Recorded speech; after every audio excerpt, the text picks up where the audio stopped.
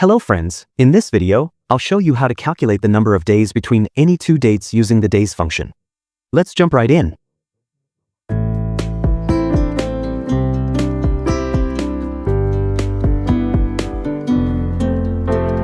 The days function is your go-to formula when you want to know the total number of days between two dates.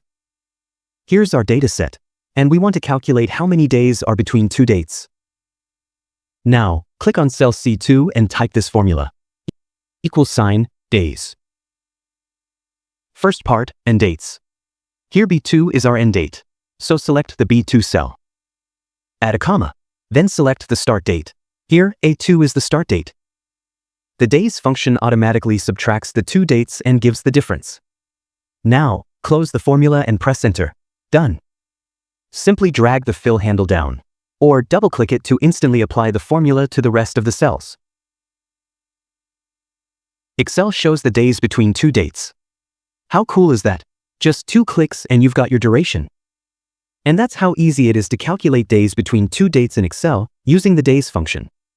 Drop a comment below if you found this helpful, or if you have a question about Excel. Don't forget to like, share, and subscribe. Thanks for watching.